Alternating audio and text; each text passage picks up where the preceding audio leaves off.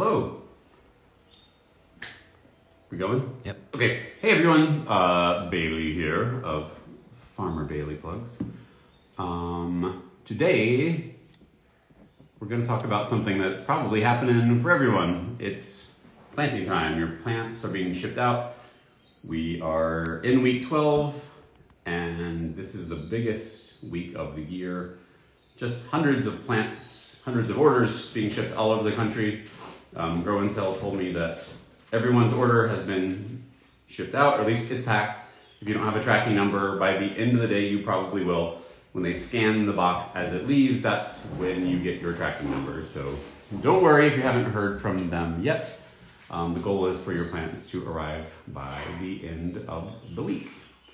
Yeah, they're doing a great job. I've seen a lot of photos of the beautiful plants going out. By all means, tag us in your photos so we can see what you're receiving, because we love to see it, especially because I'm over here on the other side of the Atlantic. I don't see everyone's plants. However, next week I will. I'm coming to the Philadelphia area. That's where Grow and Sell is, just to check in with the people at Grow and Sell and the plants, because well, I just can't stay away. I love this time of year when everything is just overflowing with greenery. I forgot to say good morning, East Coast, or say good day, East Coast, good morning, West Coast. It's actually not 5 o'clock in Madeira right now. The US changes times at a different, a couple weeks before we do, so it's actually 4 o'clock here, but I'm still gonna have my cocktail. Shh, don't tell anyone. Okay, we're gonna talk about how to receive your plants, what to do when they arrive. We get quite a few emails from people who seem to be a little bit panicked when their stuff comes, not realizing that it's go time.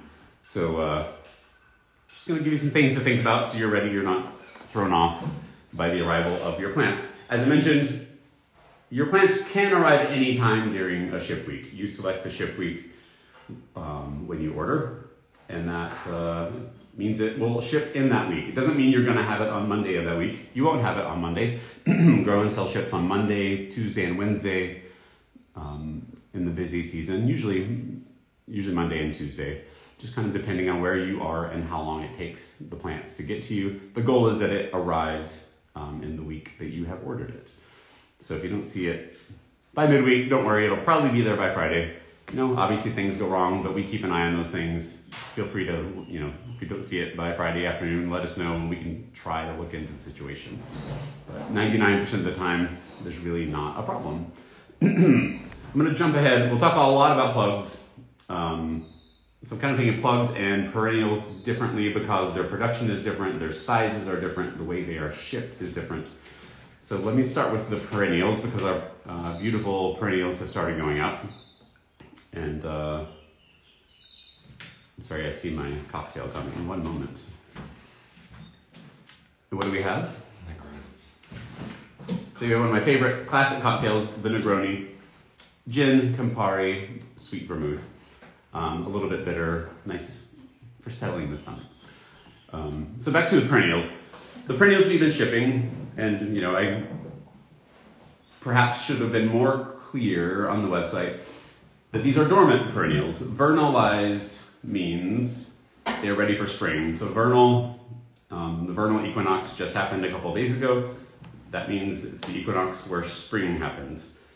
So a lot of plants, in order to flower, they have to go through a cold period to get them ready for spring. So a vernalized perennial is simply a plant that has been kept cool, probably right down to 32 over winter time. That does great things for the plants. It triggers bud development, some things like sedum, where you might have had one stem last year, you're gonna have 8 or 9 stems kind of branching from the base. So the fact that the plants are dormant is a really good thing. That's what we want. They might look a little scary to some people because they're gonna have dead leaves. They might not have any foliage. What we're really interested in is the roots. We also love to ship them dormant because the dormant plant, it's really hard to damage it in transit. There's no top growth to break because those buds, the vegetative buds, are still down at soil level. Now, some things don't die back completely. Hellebores are shipped with plenty of green leaves because hellebores never really truly die back. But think of other things like Baptisia, Eupatorium. It's going to die back to the ground and you're going to think that it might be dead. In fact, it's just sleeping. I've always thought when I take a long flight, wouldn't it be great if I could just go to sleep before I get on the plane and wake up in my new home? Well, that's kind of what happens with your vernalized perennials. They are dormant. When they go in the box, they don't know what's going on. When you get them, you put them in the ground, they're still asleep and they're going to wake up naturally with your plants outside. So some things to keep in mind: open your plants, open that box right away when it arrives. Why do we do that? Because humidity can build up in that box. If you have a box sitting in the sun, it's just going to get kind of steamy in there. It might trigger those plants to break dormancy faster than you want them to. So always open your boxes right away. Even if you can't unpack every inch of it, just go on and open it. With the vernalized perennials especially, maybe you've got a lot of snow on the ground, maybe you can't plant right away. Don't be tempted to put them under lights or heat them up. You're just going to make them grow faster. At this point in the season, if you're waiting for spring to arrive, put those trays in your cooler. Maybe water them every week or 10 days. Don't let them get bone dry. But put them in a cold place. They're used to being cold this time of year. They are dormant, they are sleeping. What will wake them up is warmth.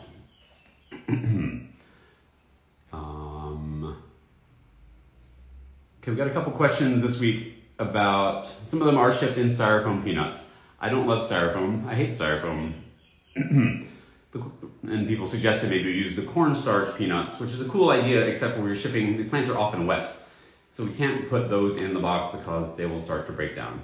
Now, I'll have a conversation with Grow and Sell. Maybe there's some other options out there. We all want to use as little petroleum product as we can. I fully appreciate that. The purpose of the peanuts is just to keep them from knocking around in the box and getting damaged in transit. So our first goal is always getting you plants in good shape. And thanks for your comments. We're going to look into it and see if we can't think of another option. But there are just some challenges in shipping wet products. So the plants will break dormancy as spring warms up. So if by some reason you want these to be in flower sooner, or maybe you're growing them in pots, you can put them in a greenhouse environment. Anything above 32, and they're going to start sticking their little heads out of the soil. But like I said, if you want to hold them in a dormant state, just keep them cold. 38, 35 would be great. Don't let them freeze solid. The roots, if the roots are exposed, they can freeze and get damaged a little bit too easily. So just keep that in mind. I like getting them in the ground first thing in the spring. When they are dormant, they wake up, they don't know, they hardly notice that they are in a new place, and they're just going to keep on growing like they've been living there for the whole previous year. Now there are some perennials just take a long time to show their little heads. Asclepias is a classic one. You may not even really see them until June. That's just the nature of that plant. So don't worry about it, especially when you're transplanting them. Check the roots. The roots are white and healthy looking. They're going to be fine. So just take a deep breath. Everything's fine. The plants are just sleeping. A vernalized perennial is one that has purposely been put into a dormant state for easier shipping, for lower transplant shock, and for just better growth for you next year. It's got a whole year ahead of, a whole year on planting something as a little baby plug. As always, if you have questions about any of this, just let us know. Felicia's standing by. She's feeding me questions as we go, so I can answer things in real time.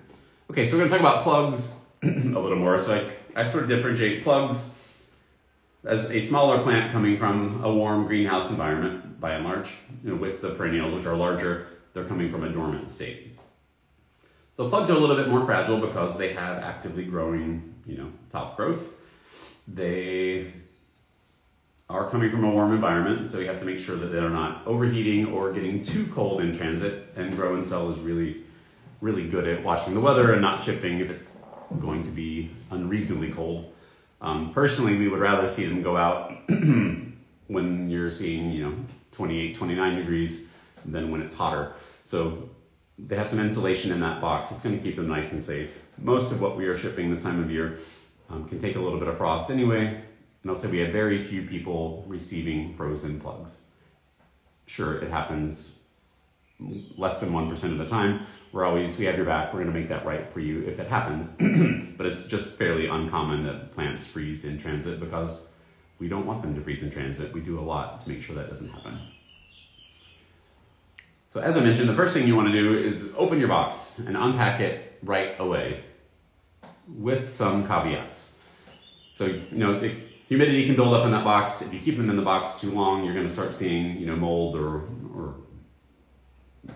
fungal issues.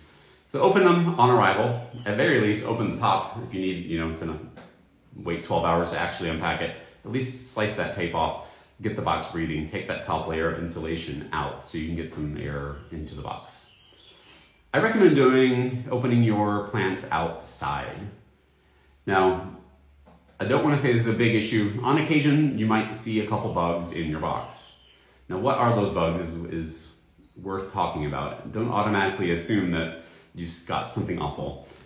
Most of what we see coming out of boxes are beneficial insects. They're wasps that have been released at grow and sell. They actually have a resident population of something that the entomologist can't figure out, but it's eating other pests in that environment.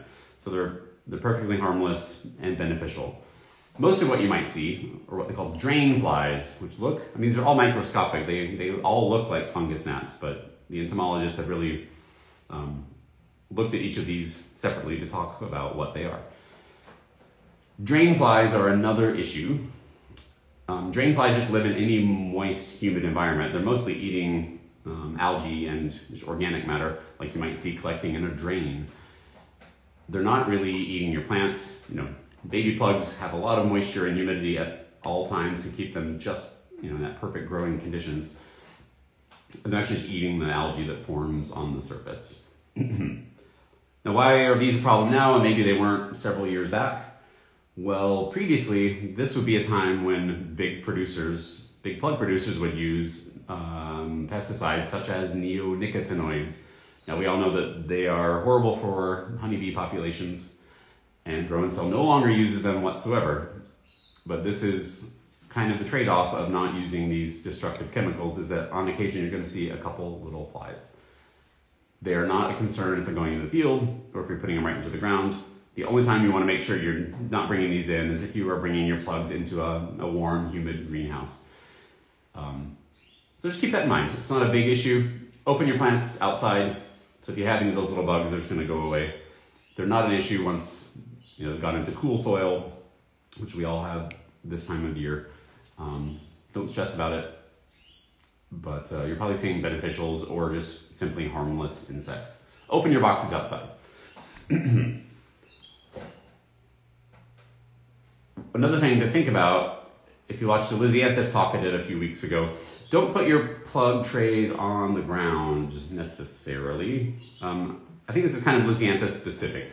Fusarium lives everywhere in the outside environment, and you have this tray of plants that's coming from essentially a sterile greenhouse environment. You don't want to put that on the ground because you could get Fusarium right, touching the root zone. The roots are the part of the Lisianthus that's prone to catching Fusarium. So don't make it easier for the pathogen to get into the plant any sooner than it might experience it otherwise. I'm not so worried about other plants. They aren't as susceptible. Lisianthus is the big one. So we've got Lizzie. That's primarily what we're shipping this time of year. Don't put it directly on the dirty ground. Put it on a bench. Maybe keep it in its cardboard tray. You're smart, figure it out. Just don't put it directly on the soil. Okay, we get a lot of questions. Well, we get a lot of questions. I have some here, some on this list and some are not. If you see, you've got a couple, maybe 20 plants missing out of your tray, we know about this already. Now, sometimes when they're packing orders, there's a tray that just has a handful of, cells where the plant didn't germinate, or it's usually the plant didn't germinate. And they go through and they fix these. They pull out those empty cells and they fill in as best as they can. But occasionally they're just going to come up, 10, 20 plants short. We get a report of this every week.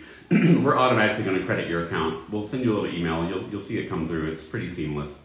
You don't need to worry about telling us that. We know what's happened already. We apologize. We wish we had a full tray every time, but these are living things, and well, this is farming, so some things always maybe not going to go perfectly to plan. So yeah, we apologize for that. Don't worry too much about it. You will see that you'll get credited back to the method of payment that you used when you placed your order. Now, should you harden your plugs off or not? So hardening off, I think most people think of as getting plants used to being cold, but in reality, hardening off is more about getting your plants used to full sunlight, also getting your plants used to wind. In a greenhouse, there's a nice gentle air movement at all times, but they're not getting driving winds. Humidity levels are always high and perfect in the greenhouse environment. At your house, maybe it's really dry, maybe it's really humid. So hardening off is more about getting your plants used to full sunlight and getting them used to just kind of the atmospheric conditions at your place. You don't need to harden off if you're planting in a high tunnel. They're already protected from the elements. It's not a big concern. So just go on and transplant your plugs and don't worry too much about it. Now, if you're planting into the field, there's also a way you can not worry about it, and that's just cover everything with some frost cloth or Rime or Agribon, whatever you want to call it. It's going to give you, a little bit of sun protection. It gives you some wind protection. It helps keep that, kind of seed or that transplant area nice and humid, so they're not getting there's not a lot of stress being put on the plant. If you can just cover it with some Rime until you start seeing new leaves grow, and then you can pull that off, and they're going to be just fine. So let's say you don't have Rime, and you're not growing in a tunnel. I would say take 2 or 3 days to kind of gradually ease your plugs from a protected environment into the full sun. Maybe start for a few hours in the morning, maybe put them out a little bit in the evening. On the second day, you could extend that time period. On the third day, you can probably put them in the sunshine, but out of the wind. And then by the fourth or fifth day, they're going to be just fine to go in the ground. Personally, we grew most, on our farm in Vermont, we grew most things in high tunnels, or we just put that frost cloth down when we transplanted. These plants are actively growing, they're adaptable. Don't lose too much sleep about hardening off, but just I never did much hardening off because I was always just doing a little bit extra to protect them. The time savings, or the time that goes into hardening off, wasn't really worth it to me. So we just, threw some frost cloth over and never really had any trouble. Pardon me. Now, one thing to remember when you transplant is those little roots it's going to take them a few days to start growing. So just think how small that little plug is. The roots can't go searching over here for water. They can only receive water right here. So if you're using drip irrigation, that plant might be 6 inches or more from the water source. So drip irrigation is not adequate when you transplant your plugs. You really need to go over them with a hose or a sprinkler, some kind of overhead watering, just to gently water and get them settled in. This goes for all plants that you transplant ever. The first thing you should do is water. Even if you've got rain coming, even if you think your soil is moist, you really just want to make sure that you've got good contact between that plug and your soil. You're going to have to do that for a couple of weeks until you see active growth happening.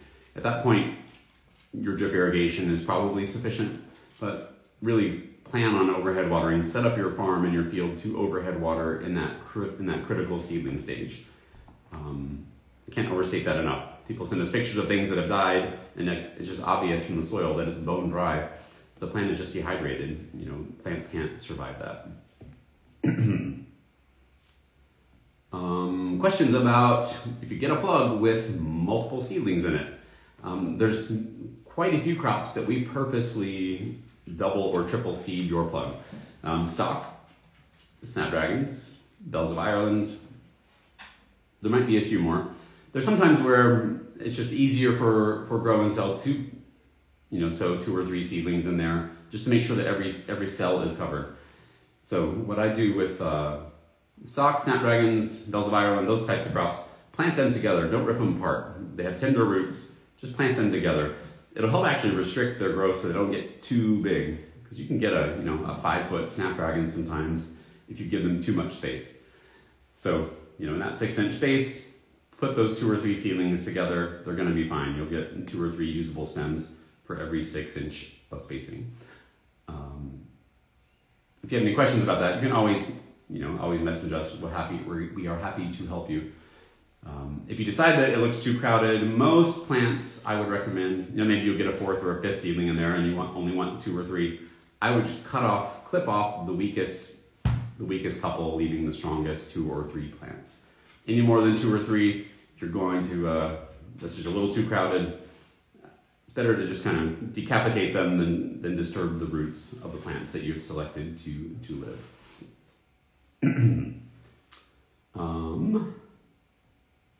Okay, we'll talk a little bit more about Lisianthus because we love Lisianthus. Sometimes your Lisianthus is going to look a little bit smaller or bigger than other times. Every Lisianthus variety matures at a different rate, and Grow and Sell actually keeps records on all of these things, and they start them accordingly. So it's about a 2-week difference between some varieties. I think Arena Red is one of our slowest. So we start that one almost 2 weeks earlier than we start some other types. Now, some people from some growers have seen really big, what I would consider to be overgrown Lisianthus, and that's really not what you want. If you have a whole lot of leaf on the top, that means the roots are probably getting congested in that cell. Lisianthus is a bit sensitive to becoming root bound, so I would rather see slightly smaller leaves on top. As long as you have a full, a nice full cell full of healthy white roots, that plant is going to be fine. I would rather see things on the smaller, Lisianthus on the smaller side than on the larger side. There's another reason that some of them have maybe taken on a smaller appearance this year, and it's because Grow and Sell has put in this whole new range of really high power LED lights. The plants are getting more light at a better quality than they've ever gotten before. And the leaves aren't having to stretch out to look for light as much. It's all being provided right there in their little cell. So you're going to look down, the root system is going to be very well developed, it's going to be great. But the leaves might just be a little smaller than you've seen in the past, and all of this is on purpose and all of this is good. Just plant them, they're going to grow, they're going to keep growing without trouble. If you receive damaged plugs, well, let me back up. As I always say, keep some soil, some potting mix on hand. Keep some 50 cell trays, some 72 cell trays on hand. Sometimes it won't, usually if a plug pops out, you can put it right back in the tray. Sometimes the soil gets loosened. You can most likely that plant is fine. Just transplant it into a larger tray. Just be ready. I wish we could hand deliver every box and make sure that they stay upright. We simply can't do that. And FedEx and UPS handle millions and millions of packages a day. So even though we have great relationships with both companies, yeah, sometimes things are going to tumble. They're going to pop out of the tray. If you see that something is broken or something is obviously dead, by all means, let us know. First thing I'm going to do is file a claim with us. There's a section on our website that tells you exactly how to do that. Take some photos. I know you have a phone, and that phone has a camera because you're watching Instagram right now. Take a picture. Show us what's going on. Count how many plugs are damaged. Let us know that information. Give us your order number. Please give us your order number. A lot of you have 3 different names and 4 different emails, and we want to make sure that we are talking to the right person and crediting the right account. See, Grow and Sell is really great at helping people in this situation. We keep some extra stuff on hand. That's to help, so we can replace your plants, or once they give us the go-ahead to give you a refund, we do that immediately. So let us know if things have been damaged. Don't worry too much if something has popped out of its tray. It's probably fine. And then just go to our website and see, very, very clearly tells you how to file a claim. Speaking of going to the website, we have a lot of information on the website. We're writing more blog posts, more growing guides all the time. Take some time to poke around, maybe while you're waiting for that snow to melt and for spring to really get going. just take a look at some of the resources we put together. We're going to keep doing it, but we get a lot of questions from people that email us questions, and the answer is already on the website. We're happy to guide you to it. Don't stop emailing us. We are here to help, but you might just learn. There's a lot to be learned about this career of growing cut flowers, and we're trying to help you do it. Okay. All right, I'm going to go to some questions. Feel free to ask more questions if you have them. Erica in Tennessee asks how hardy is Lysomachia Beaujolais? In my experience, it should be hardy for almost everyone. I grew it. Our farm was Zone 3, Vermont. Granted, we usually had good snow cover, and that's great insulation. So I would say for most people, at least Zone 4. Probably down to Zone 8 or so. It just kind of depends on if you're in a 9 or 10, what your winter conditions are like. I think you should be fine 4 through 8.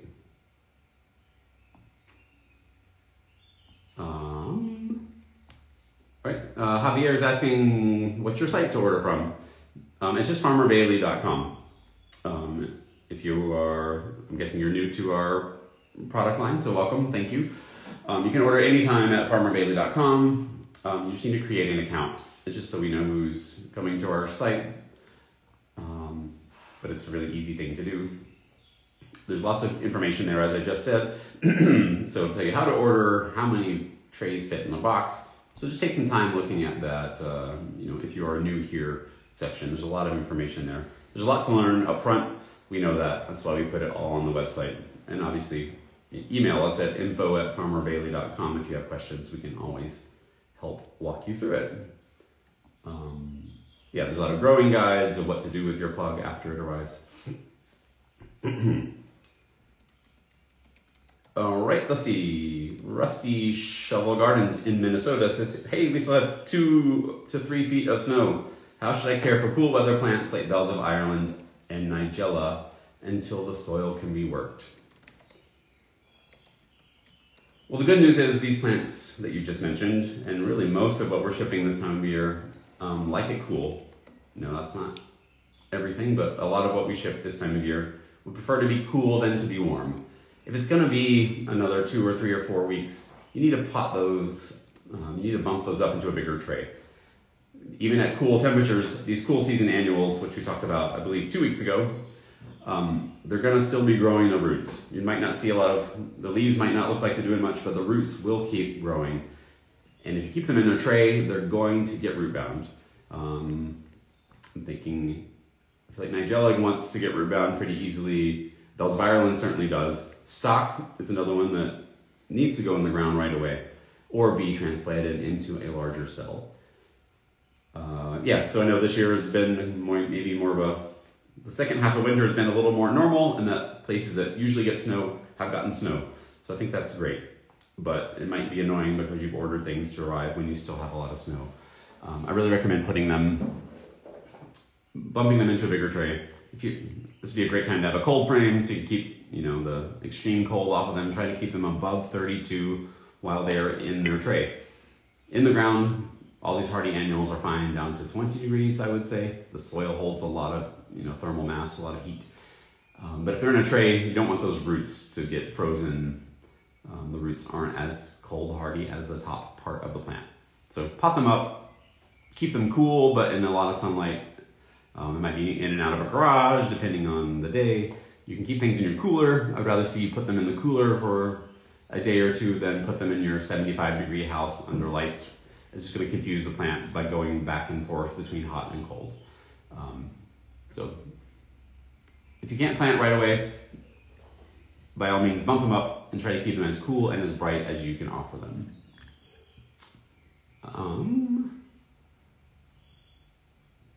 Farmazona asks, how long ago did your company get started? Well, that's a nice question. Yeah, we started Farmer Bailey Plugs in 2016, I think. I was still fairly new to flower farming, and I was just kind of discouraged by the lack of varieties that I saw available from traditional producers. I used to be a floral designer before that. I used to import flowers from Holland and from Japan, and I knew what was out there, and I knew what we weren't seeing available to us. So I started asking around, and I was told no, mainly Roseanne lisianthus, the brown lisianthus, just wasn't available in the US at that time. So I asked,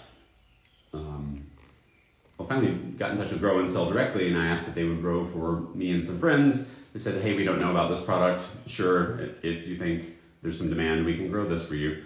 And it turned out to be a big group order. Back then I was very active on Facebook and all my flower friends, and I put together this order, and that's how Farmer Bailey Plugs was started. We thought it might have been a one-year venture, but it turns out people are always looking for new things, and luckily I have a hunch where to find them. So there's a little bit of the backstory. We started formally brokering plugs in 2017. So 7 years ago we started this.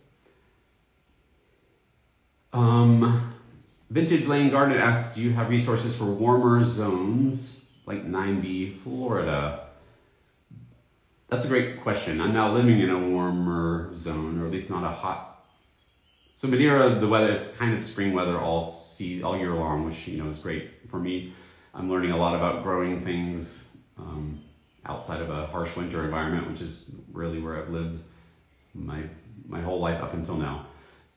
So I don't have a lot, but I'm interested in finding some more resources for that southern tier, especially as things are getting warmer in the world. I think it's great. My colleague Felicia suggests that I point you towards Full Keel Farm in Florida, Julia Mackey Keel, as a resource for warm climate growers. Felicia actually just told me about their operation last week, and I haven't had a chance to check it out myself, but might be a similar climate with some similar conditions to what you're going with. Next question, Healing Flowers Farm, is tissue culture status frost tolerant? Yes, it can take a frost. It can probably take it down to 20, just like other hardy annuals. Try not to do that to it if you don't have to, just because it's so expensive. I don't want to see, sometimes you think it's going to be 20 and it actually gets down to 15. And, if in general, I wouldn't worry about frost on any status. The tissue culture just happened. Tissue culture status is just really nice status, so it should be fine. But try to keep it in the 25 or warmer range if you can. I don't want to make promises. They're probably fine, but I just don't want you to be disappointed. How tender are chocolate cosmos? They are not hardy at all. They are a warm weather plant. They're actually very closely related to dahlias, so think about conditions that dahlias might grow in. Try to keep them above 55 degrees.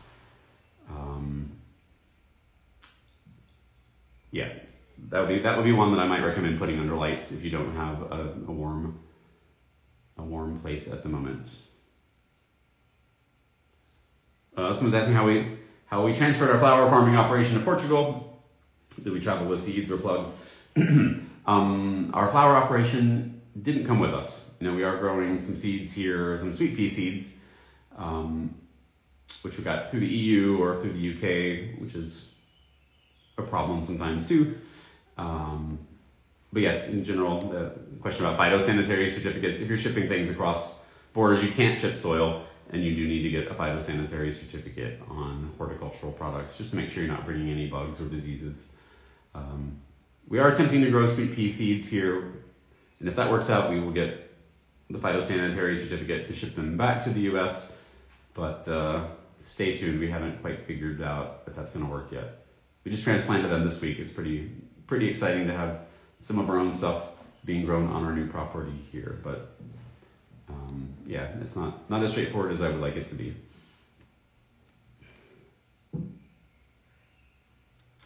Someone's asking about pinching bells of Ireland in Florida, Vintage Lane Garden. They grew bells of Ireland in the winter. Everyone said not to pinch, but the stalks were almost an inch thick and somewhat unusable.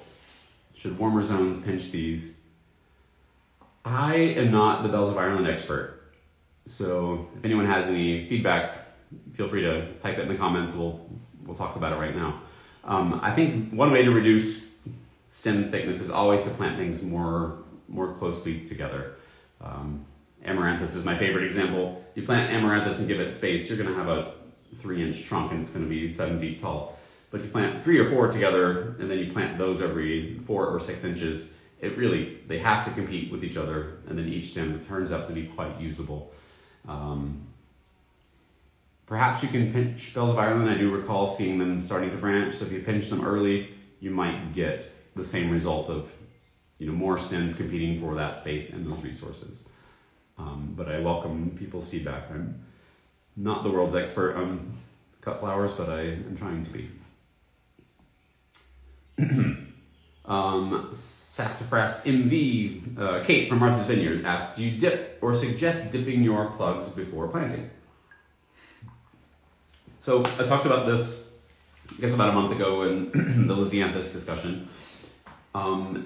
Especially for things that are fusarium prone. What am I trying to say? Things that, much a little more prone to fungal diseases. Things like Root Shield is a great product. It is a biofungicide. So it's actually I'm not sure if it's a bacteria or a beneficial fungus that attaches itself to the roots of almost every plant.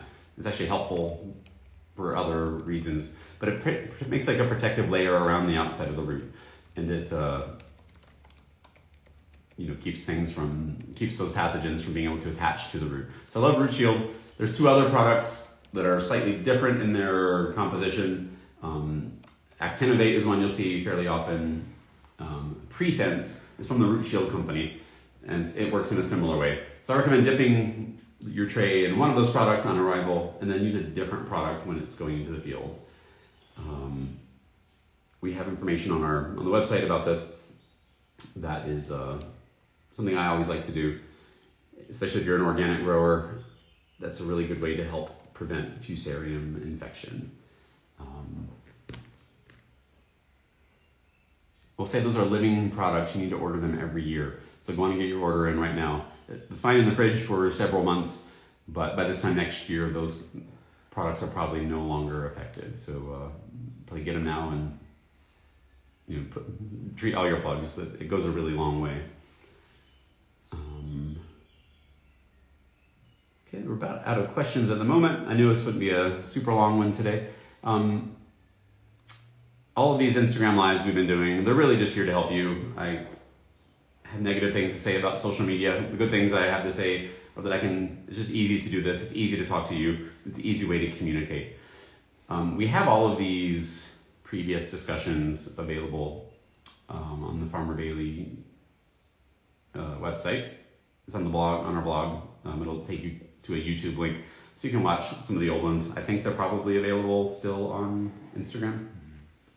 As always, if you have questions about your order, email us, but please give us your order number. That helps us so much. Plant your plugs on arrival. Don't hold them in the tray too long. What other words of wisdom do I have? Well, I think that's about it, but I wish you all the best of luck. I know the weather's been a little bit crazy. I just see here, someone asking about the referral for warm climate growers. I'm gonna go take a look at it now to Full Keel Farm in Florida, Julia Mackey Keel. I'm excited Felicia was raving about what Julie is doing, so I'm excited to check that out myself. But thanks for that suggestion. We will do some more research on how we can support warmer season growers better. As a former Vermonter growing in one of the coldest places in the country, I'm very familiar with those challenges, but not so much the other. All right, y'all. Happy spring. Thanks.